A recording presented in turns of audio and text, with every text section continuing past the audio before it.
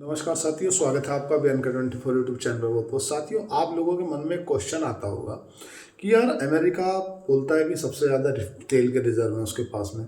अगर इतने तेल के रिजर्व हैं तो फिर ऐसा क्या है कि अमेरिका सब दूसरे देशों के तेल लेने पर रहता है, या वेनेजुएला पर हमला कर दिया, तेल के लिए कर दिया। कुछ ना कुछ तो कारण है, क्योंकि अमेरिका के पास में तो पहले से काफ़ी ऑयल रिजर्व है, और वो अभी दूसरे देशों को बोलता है कि आप रूस से तेल मत खरीदो, आप हमसे तेल खरीदो।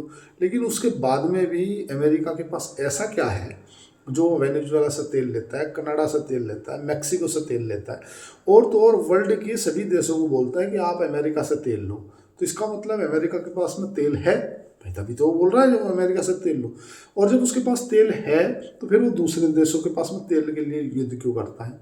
इसको पूरी बात को समझो। देखो क्या है, जो तेल है ना, जो क्रूड ऑयल है ना, वो क्रूड ऑयल दो तरह का होता है।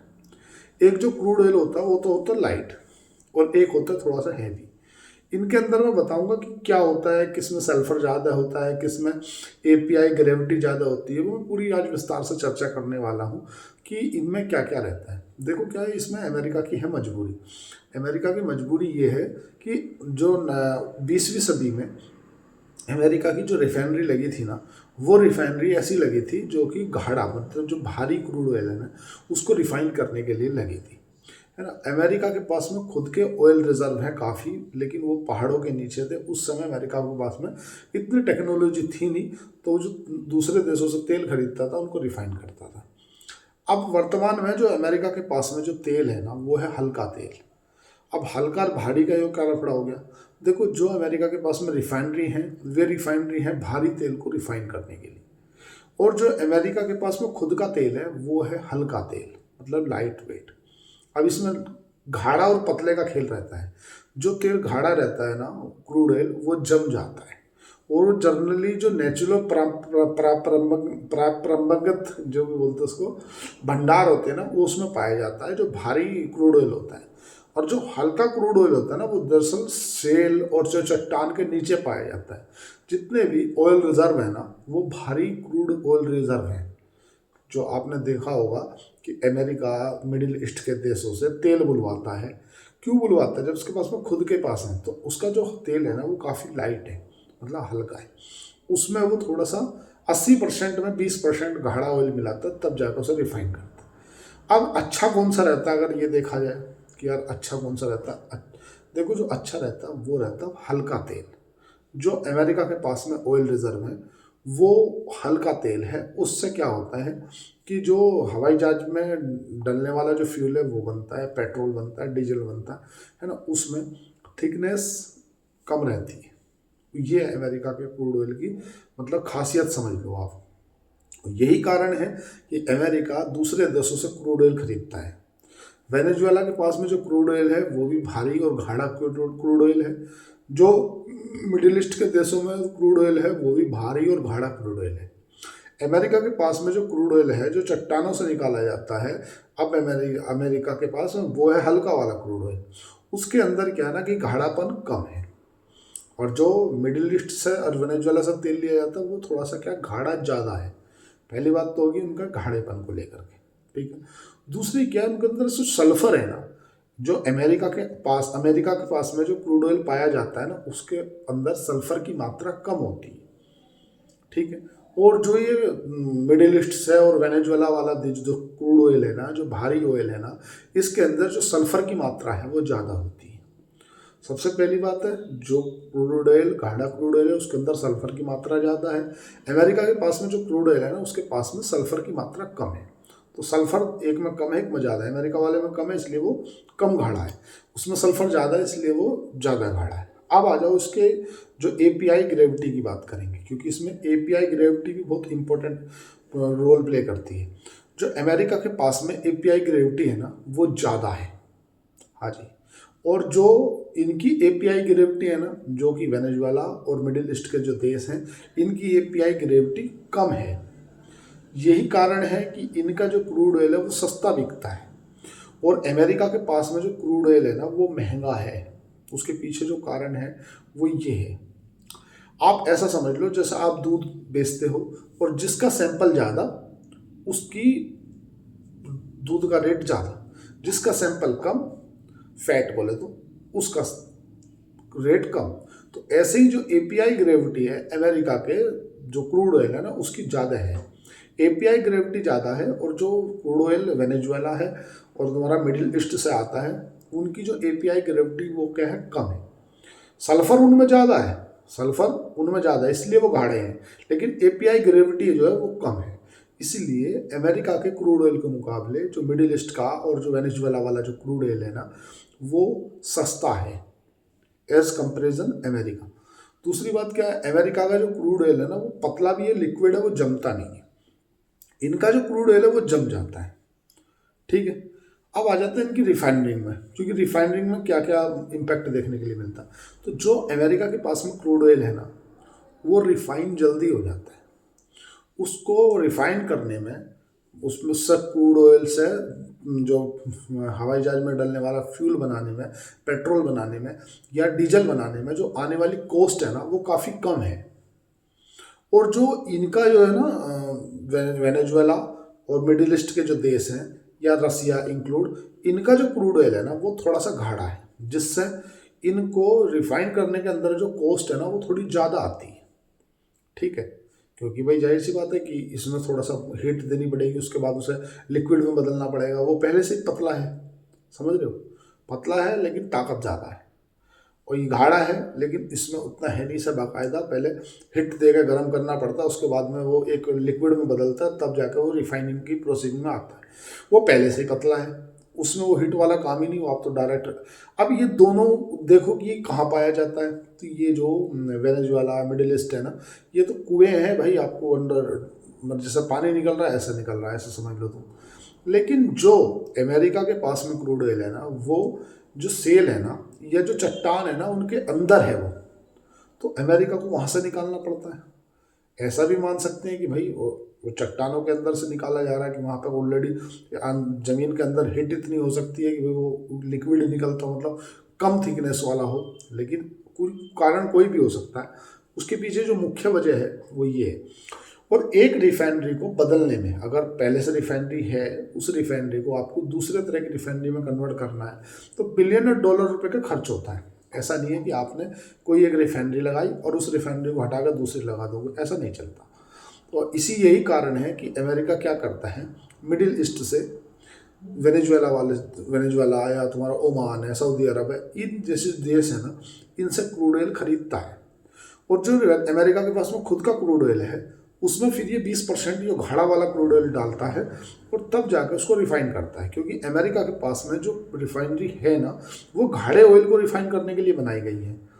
मतलब डिजाइन ऐसी हुई है क्योंकि 20वीं सदी में अमेरिका, कनाडा और तुम्हारा वेनेजुएला और मैक्सिको जैसे देशों से क्रूड ऑयल खरीदता था, उनको रिफाइन करता था और फिर उसको बेचता था। ये काम अमेरिका का था। उसके बाद में धीरे धीरे अमेरिका का टेक्नोलॉजी आई, अमेरिका ने टेक्नोलॉजी के बाद में अपने देश में क्रूड ऑयल खोजा, उन्हें मिल गया, और मिल गया तो उनका जो ऑयल है वो ज़्यादा इम्पोर्टेंट है। और ये एक और भी अमेरिका दिमाग में रख के चलता अपने नेक्स्ट आने वाले समय के लिए, अमेरिका का युद्ध के लिए, इन फ्यूचर युद्ध के लिए अगर कभी ऐसी परिस्थिति बनी तो क्या करता, अपने पास जो ऑयल के रिजर्व है ना वो बढ़ा के रखता है। बोले यार अपने पास अपन रिजर्व रखो, पहले दूसरे का ख़त्म करो, जब दूसरों का ख़त्म हो जाएगा तब अपन प्राइसिंग पावर के साथ में बेचेंगे, जो ये हमारा रेट है और आपको तो इस रेट में लेना है तो ले और नहीं लेना तो मत लो। तो जो आपको बार बार ये तेल का लफड़ा सुनने में आता है, मेरे से एक मित्र हैं उनका क्वेश्चन आ रहा था कि यार अमेरिका के पास में तो काफ़ी ऑयल रिजर्व है, तो ऑयल रिजर्व है तो वो दूसरे देशों से ऑयल क्यों खरीदता है, क्योंकि भाई उसके जब वो बोल रहा है अमेरिका हर डील में बोलता है कि आप तेल अमेरिका से खरीदो, तो जब अमेरिका के पास में तेल है तो अमेरिका क्यों वेनेजुएला पर तेल के लिए धक्का धक्की मचा रखी है, बोले नहीं मुझे दो मुझे दो। दरअसल क्या है, अमेरिका की जो सेवरॉन जैसी कंपनियां हैं ना, जैसे हमारी कंपनी है BPCL, IOCL, HPCL है ना, ONGC, ये जो ऐसी अमेरिका की सेवरॉन है, ऐसी तमाम 2-3 तरह की कंपनियां हैं, वे यही काम करती हैं। डीजल पेट्रोल का काम है अमेरिका में और रिफाइनरिंग वगैरह का भी काम करती हैं।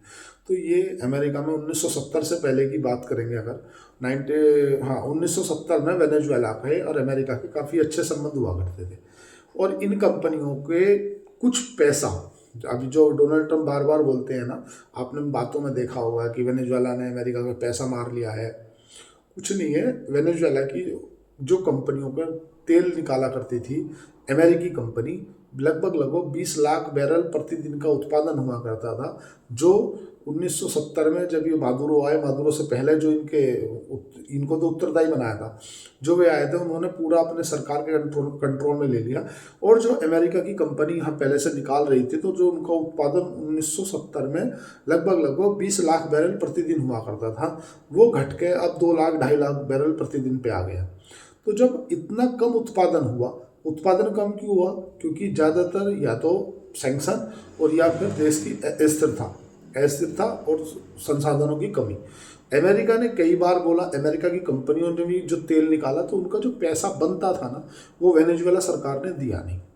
और वेनेजुएला सरकार ने दिया नहीं, और मतलब एक सिरे से निकाल दिया। तो आपने बार बार सुनते होंगे कि यार ये लफड़ा क्या चल रहा है, इसमें मतलब हुआ तो होगा कुछ ना कुछ। तो ये फैक्टर है जो बार बार आप जो समझते हो कि यार अमेरिका के ट्रंप कभी बोल देते कि वेनेजुएला ने हमारा इतना पैसा खाया, वो दरअसल जो बात है वो ये। अब उमर खालिद और जो साजिद इमाम, ये जो दो आदमी हैं जिन पे यूएपीए के द्वारा कानूनी कार्रवाई चल रही है, और ये अभी जेल में है बंद। तो इनका क्या है मामला? बहुत ही हल्ला मच रहा है मिडिल ईस्ट में भी और तुम्हारा अमेरिका की तरफ से भी। दरअसल सबसे पहले ये समझो कि ये जो साजिद इमाम है ना, ये साजिद इमाम ने अपने जो सिलीगुड़ी कॉरिडोर है, जो कि पूर्वोत्तर भारत को भारत के जोड़ता है, मतलब शायद 22 किलोमीटर का जो गलियारा है ना, वहाँ पे एक भाषण दिया था। उस भाषण में इनने कहा था, किसने? साजिद इमाम ने, कि हम 5 लाख मुसलमान हैं, अगर हम सब के सब 5 लाख मुसलमान मिल जाएं और जो सिलीगुड़ी कॉरिडोर है उसे जाम कर दें, तो हम पूर्वोत्तर भारत को, जो पूर्वोत्तर भारत है, जो 7 सिस्टर कहा जाता है, असम, मेघालय, अरुणाचल प्रदेश है ना, ये हमें इस भारत से अलग कर सकते हैं। इसके ऊपर यूएपीए मतलब ये समझ लो इसके तहत जमानत भी नहीं है, ये मान के चलो आप। इतना कठिन देशद्रोह वाला कानून है, केस चल रहा है, इसको जमानत नहीं मिली। दूसरा कौन है? ये उमर खालिद दिल्ली आतंकी, मतलब दिल्ली में जो 2019 में दंगे हुए थे, उनका आरोपी है। इसका क्या कहना है? इसने जो सीए का आंदोलन हो रहा था उस दौरान, और जब डोनाल्ड ट्रंप भारत आने वाले थे उस दौरान, पूरे भारत और राजधानी के अंदर ऐसी योजनाएं बनाई थी, ऐसा इम्प्लीमेंट किया था जिससे देश के अंदर मतलब, क्योंकि सब जब डोनाल्ड ट्रंप अमेरिका से भारत आने वाले थे 2019 में, तो हुआ क्या था कि सारी जो वर्ल्ड की मीडिया है उसका फोकस दिल्ली पे था कि भाई ट्रंप दिल्ली जा रहे हैं, और दिल्ली में मतलब माहौल ख़राब कर रखा है, जिससे कि देश की छवि खराब की जाए कि भाई देखो, देश में जो मतलब माइनॉरिटी है, जो मुस्लिम है, वो सुरक्षित नहीं है। और हालांकि उसमें ऐसा नहीं कि अकेले हिंदू मरे थे, मुसलमान भी मरे थे, जो अभी दंगा हुआ था दिल्ली में, तो उसका इसको मास्टरमाइंड माना गया था। इसकी पहली बात तो जमानत नहीं है। अभी जो इसकी जमानत रद्द हुई है, उस पर सुप्रीम कोर्ट की तरफ से जो 2 जजों की पीठ बैठी थी, उन्होंने कह दिया कि भाई इसकी सुनवाई अब अगले साल होगी, मतलब 1 साल के लिए टाल दिया। इसकी जो पैरवी कर रहे थे कपिल सिब्बल कर रहे थे। कपिल सिब्बल काफ़ी कांग्रेस के पुराने वकील हैं, जो ऐसे मामलों को अधिकतर देखे जाते हैं, क्योंकि जो भी ऐसा मामला दिखता है तो उसमें कपिल सिब्बल ही सामने आते हैं। 2020 की ये बात है, सीएए के खिलाफ विरोध प्रदर्शन चल रहा था दिल्ली में, तो उसको लेकर के जो उमर खालिद है, इसका मास्टर प्लान ये था कि विश्व के अंदर भारत की छवि को ऐसे खराब किया जाए कि जो देश के अंदर, भारत के अंदर जो माइनॉरिटी है, जो मुसलमान है, वो सुरक्षित नहीं है, और देश के अंदर परिस्थिति बहुत ख़राब चल रही है, और देश में हिंदू जो है ना, वो अत्याचार कर रहे हैं माइनॉरिटी के खिलाफ, माइनॉरिटी को, मुस्लिमों को टारगेट कर रहे हैं। जब सीएए का प्रदर्शन चल रहा था, तो वो क्योंकि जब उन्हें पकड़ा गया, तो पकड़ जाने के बाद में इनकी जो व्हाट्सएप चैटिंग मिली, उससे ये पाया कि भाई ये अनलॉफुल एक्टिविटी में इन्वॉल्व थे। अब सुप्रीम कोर्ट ने यूएपीए की परिभाषा ही बदल दी। पहले क्या था कि यूएपीए उसी पे लगाया जाता था अगर कोई ऑर्गेनाइजेशन है और वो भारत के खिलाफ कोई षड्यंत्र कर रहा है। अब सिंगल पर्सन पे भी लगाया जा सकता है कि अगर आपको ऐसा लग रहा है कि ये आदमी देश की आंतरिक सुरक्षा के लिए खतरा है, तो आप उसके ऊपर भी यूएपीए की द्वारा कार्रवाई कर सकते हो। और फिर डायरेक्ट अभी कल परसों की एक खबर है कि जो जेएनयू के अंदर भारत में अमित शाह और मोदी जी के खिलाफ जो प्रदर्शन चल रहे थे कि मोदी जी की कवर बनेगी जेएनयू में, जेएनयू में अमित शाह की कवर बनेगी, इस तरह के जो नारेबाजी कार्यवाही हो रही थी वो चल रहे थे। तो जो लोग उसकी मतलब प्रदर्शन कर रहे थे उनको अभी जेएनयू, जवाहर मतलब दिल्ली यूनिवर्सिटी जो है, जवाहर यूनिवर्सिटी ऑफ दिल्ली, हाँ ऐसी मतलब नाम मेरा पूरा याद नहीं है, पर जेएनयू के नाम से ही ज़्यादातर विख्यात है, और मैं पूरा नाम दरअसल बोल नहीं पा रहा हूँ। तो उनको सस्पेंड कर दिया है, बर्खास्त कर दिया है, और उनके खिलाफ जो प्रदर्शन है वो भी चल रहा है। अब अमेरिका का एंगल कहाँ से निकल के आता है इसमें? तो अमेरिका के जो सीनेट है ना, सीनेट के 8 सांसद हैं जिन्होंने उमर खालिद और साजिद इमाम के पक्ष में चिट्ठी लिखी है। उन्होंने कहा है कि जब इसके ऊपर अभी ट्रायल चालू नहीं हुआ है तो इनको बिना किसी मतलब ट्रायल के, ना अभी कानूनी प्रक्रिया चालू ही नहीं हुई है, उसके बाद भी इनको आप जेल में क्यों रख रहे हो। हालांकि भारत की तरफ से कोई भी प्रतिक्रिया अभी नहीं दी गई है कि नहीं नहीं हम ठीक है कोई बात नहीं। एक मेरे मित्र का क्वेश्चन आ रहा था। पहली बात तो ये समझ लो कि जो साजिद इमाम है, और क्योंकि मैं इस चैप्टर को फिर बंद कर दूंगा, साजिद इमाम है और जो उमर खालिद है ना, इन दोनों का आरोप क्या है? साजिद इमाम ने भारत को अलग करने का, एक अलग शहर देश बनाने के लिए, कि हम जो सिलीगुड़ी कॉरिडोर है जो पूर्वोत्तर राज्य में 5 लाख मुसलमान हैं, अगर बंद कर दें तो हम एक अलग से देश बना सकते हैं।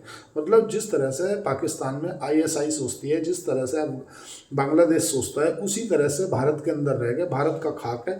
और ऐसा नहीं कि पढ़े लिखे आदमी नहीं अनपढ़ है ना, ये आदमी मतलब जेएनयू में पढ़ा हुआ है, जेएनयू में वर्तमान में पीएचडी कर रहा है, दिल्ली से, बम्बई से ने आईआईटी की है। उसके बाद भी आप भारत का खा रहे हो, उसके बाद भी भारत से अलग एक देश बनाने का विचार रख रहे हो, उसका मतलब आप देश के हित में नहीं हो। उमर खालिद कौन है? उमर खालिद के ऊपर जो आरोप है वो आरोप ये है कि इसने देश के अंदर 2020 में एक चक्रव्यूह रचा, जिस चक्रव्यूह को दिल्ली पुलिस ने फेल कर दिया। दोनों मामले क्लियर हो गए, ठीक है। क्रूड ऑयल क्यों लेता है अमेरिका, ये भी क्लियर हो गया। और ये जो तुम्हारा उमर खालिद वाला जो आजकल मामला चल रहा है ये भी क्लियर हो गया। अब समझ लेते हैं, मेरे एक मित्र का क्वेश्चन आ रहा था कि कंपनियों की बैलेंस शीट में जो है ना, जब हम देखते हैं पी रेशो, पी क्या देखना, देखो हमेशा पी नहीं होता सब कुछ। कारण ये है कि जब आप देखते हो कि यार एक टाइम पर आपने देखा डी मार्ट का एक 230 के आसपास का पी हुआ करता था, लेकिन 230 से घट के अब वो मतलब अंडर 100 के आ गया है। कारण ये है कि जो मतलब उनकी जो उस समय पर प्राइसिंग पावर थी वो नहीं रही, क्योंकि जैसे ब्लैंकेट जैसी आ गई, ई कॉमर्स बिजनेसेस आ गया, तो इनका जो सेम सेल और सेम ग्रोथ का जो इनका स्टोर का था ना, कि एक सेल से, एक स्टोर से जितनी ये ग्रोथ कर पा रहे थे ना, अब उतनी नहीं कर पा रहे। इसीलिए किसी भी कंपनी को जो मिस्टर मार्केट है वो उतना प्राइसिंग नहीं देता। जैसा आपने देखा होगा ट्रेंट का एक समय में 200 का पी हुआ करता था, लेकिन आप घट के काफ़ी ओवरबोट हो गया, मतलब सस्ता हो गया है। कारण ये है कि जब तक जिप्टो जैसी कंपनियां आ गई, जिप्टो या और जो ई कॉमर्स कंपनियां हैं, उन्होंने डायरेक्ट टक्कर दी है इसे, और डायरेक्ट टक्कर देने से इस कंपनी को जो बिजनेस जिस हिसाब से ग्रोथ कर पा रहा था ना, उस हिसाब से ले नहीं पा रहे। अब क्यों नहीं ले पा रहे? क्योंकि ई कॉमर्स आ गया है। फिर अब मैं उसी पर आता हूँ। अब जैसे मतलब डीमार्ट में अपन आए, डीमार्ट का काम क्या है भाई? आप जाते थे और आप सस्ता सामान जो खरीदते थे और ले आते थे, है ना? सिंपल बिजनेस मॉडल था। लेकिन अब आप पिछले 10 सालों में देखोगे तो रिलायंस ने अपने स्टोर बढ़ाए, पहली बात तो। ई कॉमर्स में अमेजोन जैसी कंपनी अभी आ गई, जिप तुम्हारा ई कॉमर्स में ही उतर आई तुम्हारी ये फ्लिपकार्ट भी। छोटे छोटे जो प्रोडक्ट हैं, मतलब जो ब्यूटी के प्रोडक्ट हैं, वो आदमी ऑनलाइन बुला ले रहा है। तो इससे इस कंपनी को डायरेक्ट टक्कर मिली। तो जो एक स्टोर से जितनी ग्रोथ कर पा रहे थे, सेम सेल सेम स्टोर से जितनी ग्रोथ कर पा रहे थे उतनी अब नहीं हो पा रही। इसीलिए कंपनी का जो स्टोर प्राइस है ना वो नीचे गिर रहा है। आप देखने के लिए मिल रहा था यार स्टॉक तो नीचे गिरता है यार, बिजनेस तो अच्छा है, ड्रम्प है, तो एक वैल्यू भी तो होती है। ऐसा थोड़ी है कि आप वैल्यू नहीं दोगे किसी भी स्टॉक को भी। जहाँ भी आप व्यापार कर रहे हो और उस व्यापार में आप पैसा कमा रहे हो ना, तो ये ध्यान रख लो कि आपके कंपटीटर आएंगे, 100% आएंगे, क्योंकि आप पैसा कमा रहे हो। किसी भी इंडस्ट्री में आप आए हो और उस इंडस्ट्री में अगर स्कोप दिखता है तो लोग बाहर आएंगे और पैसा कमाएंगे। उम्मीद करता हूँ कि डीमार्ट क्यों सस्ता हो गया समझ में आया होगा, ट्रेंड क्यों गिर गया समझ में आया होगा। उम्मीद करता हूँ क्रूड ऑयल क्यों खरीदता है अमेरिका समझ में आया होगा। साजिद इमाम और जो खालिद वाला मामला है उमर खालिद का, ये भी समझ में आया होगा। तो आज के लिए इतना ही। चैनल को लाइक करें, सब्सक्राइब करें, कमेंट करें, जो भी क्वेरीज हो कमेंट बॉक्स में जाकर पिन करें। धन्यवाद, थैंक यू।